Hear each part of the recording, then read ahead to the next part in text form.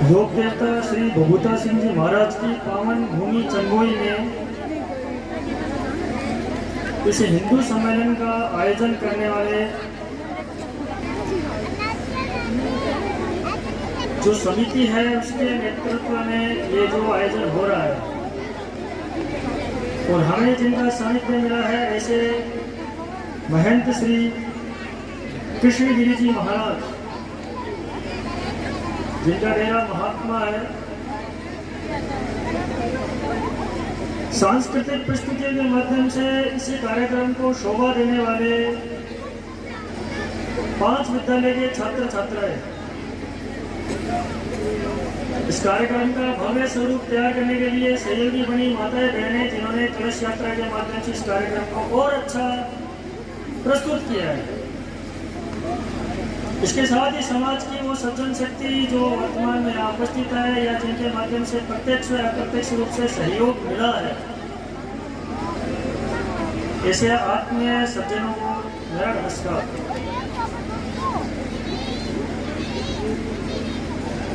आज का ये सम्मेलन हिंदू सम्मेलन,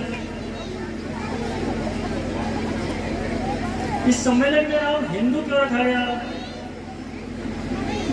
और ये सम्मेलन जब हिंदू हो रहा है तो समाज के लोग इसमें सब जाति बिरादरी के लोग मिलकर के सहयोग कर रहे हैं और इनके माध्यम से सम्मेलन का परिणाम क्या रहने वाला है, क्या हो सकता है, ऐसी कुछ स्पष्टताओं को लेकर के मैं आपके सामने विषय रख रहा हूँ। सबसे पहले तो हमें अपने आप से एक प्रश्न करना चाहिए या फिर एक प्रश्न की कल्पना में जाना चाहिए कि आज हम स्वतंत्र भारत के अंदर जन्मे हैं।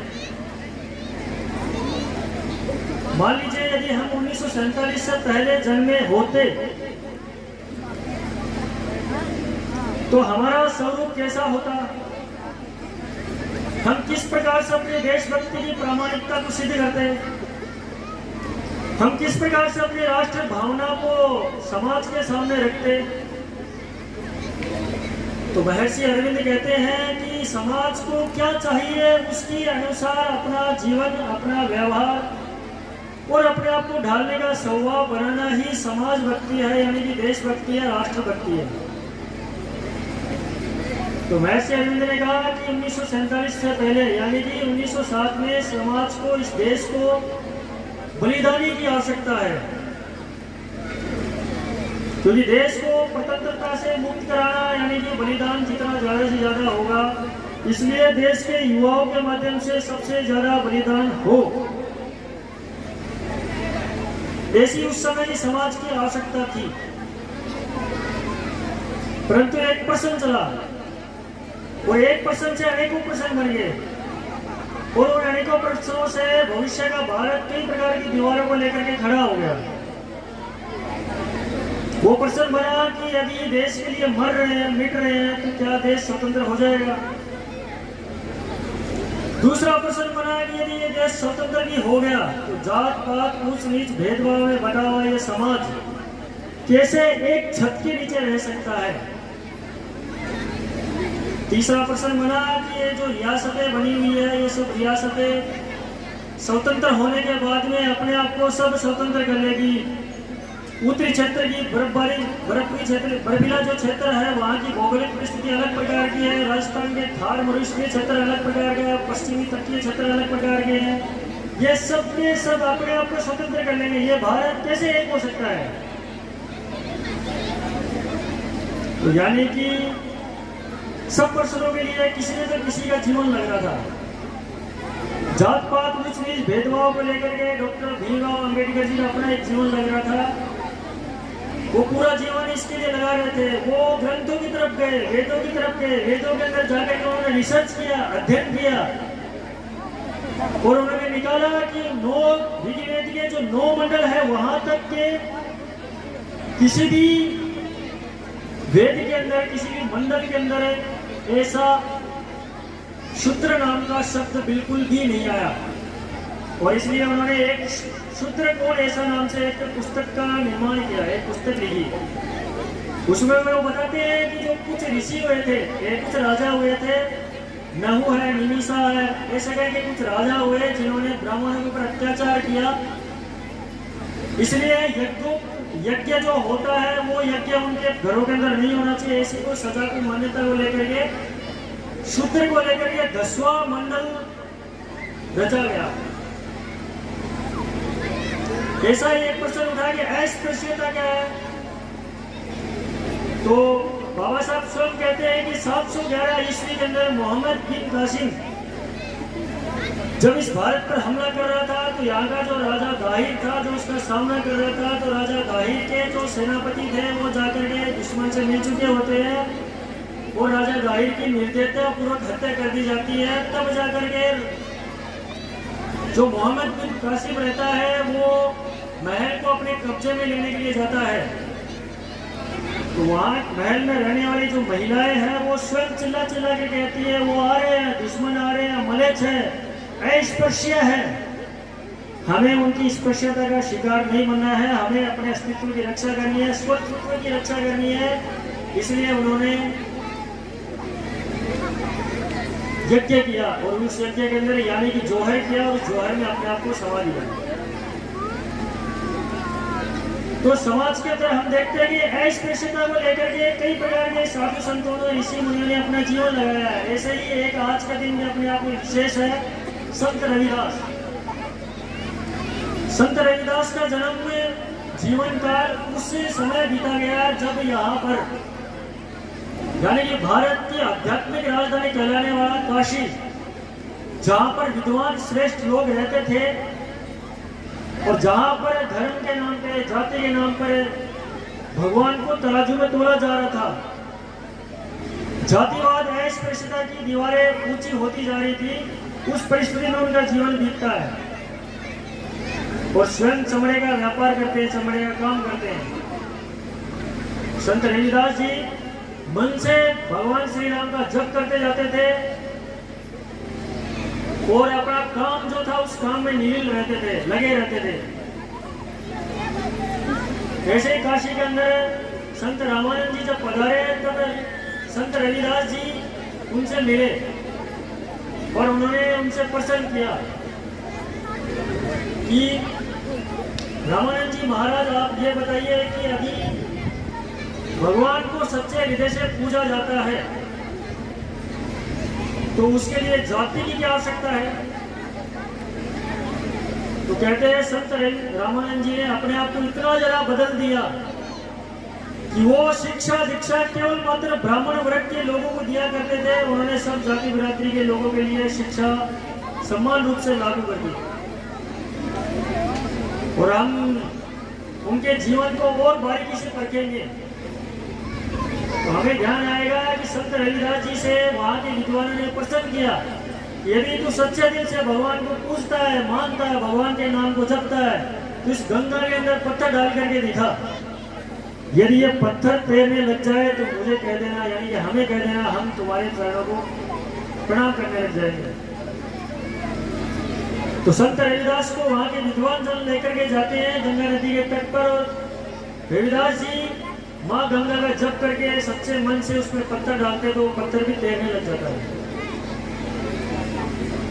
इसके बाद दूसरी परीक्षा उनसे ली गई कि ये माँ गंगा से तू निवेदन कर कि तेरे को इस तट से उस तट पर जाना है, ये माँ गंगा तेरे लिए रास्ता बनाएगी। तो संत रविदास जी वैसा ही करते हैं, माँ गंगा का मन से सच्चे हृदय से सुमन करते हैं और स्वतः ही वह माँ गंगा उनके लिए रास्ता बना देती है। तो यानी कि कर्म की प्रधानता वाली ये भारत भूमि, जहां पर कर्म ही श्रेष्ठ है, कर्म हमारे खराब हुए तो चाहे भगवान का भी पिता क्यों ना हो, उसे भी भुगत करके जाना पड़ेगा। ऐसा हमारा सनातन धर्म है, सत्य पर विजय प्राप्त करने वाला, सदैव अजर अमर। हम लोगों के बीच में एक उत्साह वर्धन करने वाला यह आध्यात्मिक जीवन है, यही सत्य सनातन है। तो प्रश्न उठता है कि हिंदू यानी क्या? तो हिंदू यानी कि हिंदू एक सबसे लचीला शब्द है, क्योंकि वेदों के अंदर कहा गया है त्वं देव निर्मितं देशं हिंदुस्तान प्रचक्षते। हिमालयम समारभ्यम यावद हिंदू सरोवरम। ऐसा एक श्लोक चलता है, उत्तरम यत् समुद्रश्च हिमाद्रेश्च दक्षिणम वर्षम तक भारतम नाम भारतीय यत्र संगति। यानी कि हम कह सकते हैं उत्तर में हिमालय से लेकर के दक्षिण का जो महासागर है, इसके भूभाग को हम हिंदुस्तान कहते हैं। और यहाँ पर रहने वाली जो संतानें हैं, जो लोग हैं, जो विरासतें हैं, उनको हम भारत की संतानें यानी कि भारतीय कहते हैं। तो प्रश्न उठा कि जो भगवान को मानता है क्या वो हिंदू है, तो भगवान को नहीं मानने वाला क्या है? कपड़ों से यदि हिंदू की पहचान की जाती है तो भगवा वस्त्रधारी साधु संत जो हमारे बीच उपस्थित है वो भगवान का रात दिन स्मरण करते हैं। यदि वो सनातन की प्रतिमूर्ति है तो वो नागा साधु क्या है जो कुछ भी नहीं पहन करके भगवान का स्मरण करते हैं। ऐसे ही तिलक का, ऐसे ही मूर्ति पूजा का कोई इसमें व्यवधान नहीं है। यानी कि हमारी सभ्यता संस्कृति की कुछ मान्यता है, उन मान्यताओं के आधार पर हम अपने आप को हिंदू कहने पर गर्व करते हैं। उन मान्यताओं में हम अपने परिवार को छोटा नहीं मानते हैं, हम हमारे परिवार को बड़ा स्वरूप मानते हैं। यानी कि वसुधैव कुटुंबकम, ये संपूर्ण विश्व हमारा परिवार है। दूसरा, हम सर्वे भवन्तु सुखिनः, यानी कि सभी के सुख की कामना करने वाले लोग हैं। तीसरा, हम कर्म की प्रधानता को श्रेष्ठ मानने वाले लोग हैं। चौथा, हम पुनर्जन्म पर विश्वास करने वाले लोग हैं। तो ऐसे प्रकार के अन्य प्रकार की मान्यताएं। पांचवा, हमारे यहाँ राष्ट्र धन सर्वोपरि, यानी इदम न मम इदम राष्ट्राय सः, यानी हमारे अंदर राष्ट्र के प्रति भी भावना होनी चाहिए। ये पांचवी प्रकार की मान्यता है। ऐसे अनेकों प्रकार की मान्यताएं है। तो आज हिंदू सम्मेलन का उद्देश्य क्या है? आज हिंदू सम्मेलन का उद्देश्य यह है कि समाज को संगठित करके एक जगह लाया जाए। समाज की दिशा और दृष्टि बदलनी चाहिए। समाज जात पात ऊंच नीच भेदभाव से उठ करके संगठित होकर के राष्ट्र हित के लिए कार्य करे।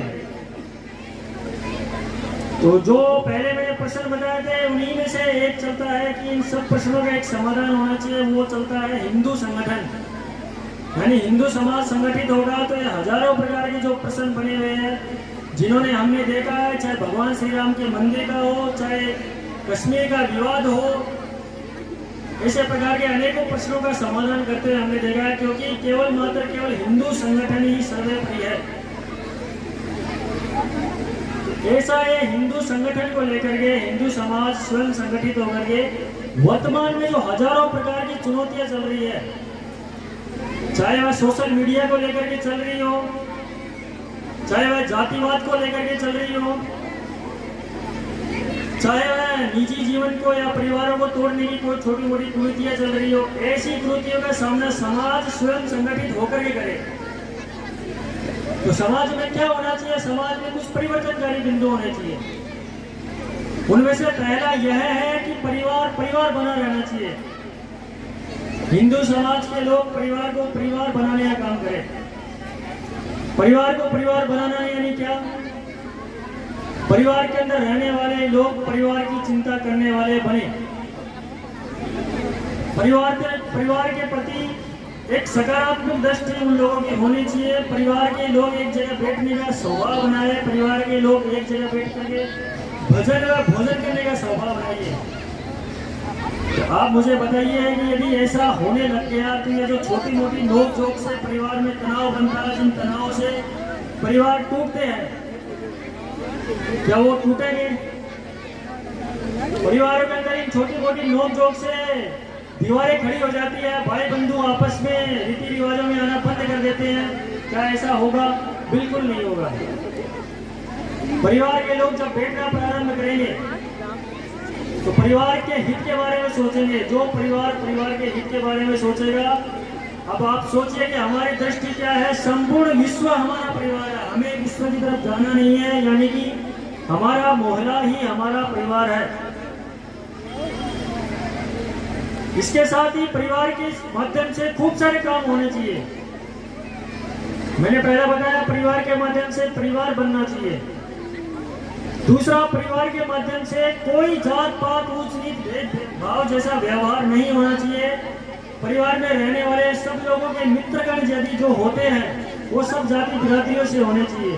परिवार का कोई जन्म दिवस वगैरह आता है, किसी कार्यक्रम का कोई कार्यक्रम आता है तो उनका ये जो जिस जाति को हम राष्ट्र से कहते हैं, जिस जाति को हमने पुराने समय के अंदर हमने दूर किया, उन जाति के बीच में जाकर के वो जन्म दिवस मनाने का या त्योहार मनाने का या मिठाई बांटने का स्वभाव बनाना चाहिए। तीसरा, परिवार के माध्यम से पर्यावरण को ताकत देने का कोई काम होना चाहिए। पर्यावरण को ताकत यानी क्या? केवल पेड़ पौधे तक हमें सीमित नहीं रहना है। हमारे परिवार के माध्यम से पर्यावरण को वो ताकत मिलनी चाहिए जिससे समाज प्रबल हो। तो ऐसा कौन सा है? प्लास्टिक मुक्त हमारा परिवार बनना चाहिए। पॉलीथीन की थैली का हम घर में उपयोग करते हैं तो वो पॉलीथीन की थैली का उपयोग यूज एंड थ्रो की तरह नहीं होनी चाहिए, यानी पॉलीथीन का उपयोग हमारे घर में नहीं करना है। आज छोटा सा कोई कार्यक्रम होता है और उस कार्यक्रम के अंदर हम तुरंत प्लास्टिक के डोने गिलास ले आते हैं, तो वैसा स्वभाव नहीं बनना चाहिए। चौथा, परिवार के माध्यम से स्व का जागरण होना चाहिए। स्व यानी क्या? परिवार के अंदर स्वधर्म जगना चाहिए, परिवार के अंदर स्व भाषा का संचालन होना चाहिए, परिवार में कुछ साहित्यों का अध्ययन होना चाहिए। परिवार में यदि टीवी चल रहा है तो परिवार के अंदर वो टीवी के अंदर ऐसे चरित्रों का प्रदर्शन होना चाहिए जिससे व्यक्ति का स्वयं का चरित्र तो मजबूत हो ही हो, इसके साथ ही राष्ट्रीय स्वाभिमान का भी चरित्र उनके अंदर पैदा हो। परिवार की समझ इस तरफ जानी चाहिए कि हमारा दोषी कौन है, शत्रु को पहचानने की चीजें परिवार के अंदर जानी चाहिए। जिस मोबाइल का हम उपयोग कर रहे हैं उस मोबाइल का उपयोग रात को 1-2 बजे तक हम करते रहते हैं, उसका स्वभाव कब होना चाहिए? परिवार के अंदर यानी घर के अंदर एक अलमारी होनी चाहिए जहां पर हम मोबाइल स्टैंड बना सकते हैं।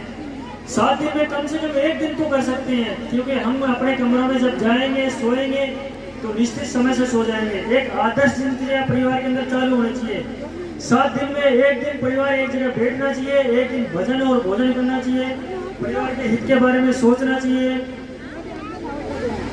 तो परिवार के बारे में एक आदर्श दिनचर्या परिवार की चालू होनी चाहिए। 5वां है, परिवार के माध्यम से एक नागरिक शिष्टाचार का पालन होना चाहिए, चाहे वह सीट बेल्ट है, चाहे वह हेलमेट का उपयोग करना है, चाहे किसी नीति उसमें अच्छी शिक्षा प्रारंभ होनी चाहिए। चाहे सरकार की तरफ से शिक्षकों की ही कमी क्यों ना हो, हमारे गांव के सहयोग से हम यहाँ पर शिक्षक लगाएंगे। जब उन्होंने ऐसा करना प्रारंभ किया तो गांव में बच्चों की संख्या बढ़ने लगी, कमरे कम पड़ने लगे, तो कमरे गांव के लोगों ने अपने सहयोग से कमरे बना दिए।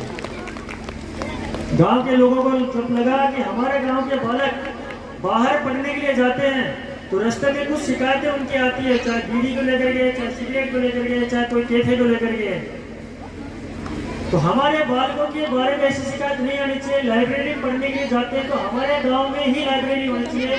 गांव के लोगों ने तय किया आज सबसे अच्छी फैसिलिटी वाली जहां लाइब्रेरी 2 बनी हुई है और 70 से अधिक स्टूडेंट वहां बैठ सकते हैं, ऐसी फैसिलिटी उसके अंदर लगी हुई है, ऑफिशियल सीट उस गाँव में लगी हुई है। गांव के लोगों को लगा कि गांव साल में एक कार्यक्रम गांव के लिए होना चाहिए, गांव के बहन बेटियां सब उस कार्यक्रम में अच्छा हिस्सा लेने वाली होनी चाहिए। तो गांव में मकर संक्रांति के समय एक ग्रामोत्सव के नाम से बड़ा कार्यक्रम होता है, उसमें बुजुर्गों की अलग दौड़ होती है, महिलाओं के अलग अलग प्रकार के कार्यक्रम होते हैं, छोटे छोटे बच्चियों की अलग अलग प्रकार की प्रतियोगिताएं होती है। यानी कि समाज की दृष्टि है वह बदलनी चाहिए। समाज की दृष्टि बदलने के लिए कोई कानून आपको दिशा नहीं दे सकता, कोई सत्ता आपको दिशा नहीं दे सकती। इसलिए समाज की दृष्टि बदलने के लिए समाज को स्वयं को ही जागरूक होना पड़ेगा। और इस जागरूक समाज की विशेषता है, इसलिए सदैव अपने छोटे से परिवार को नहीं माना, सदैव अपने विराट स्वरूप को माना है और इस भारत को अपना परिवार माना है, इस भारत को अपनी भक्ति भाव से भारत को श्रेष्ठ बनाने का कार्य किया है।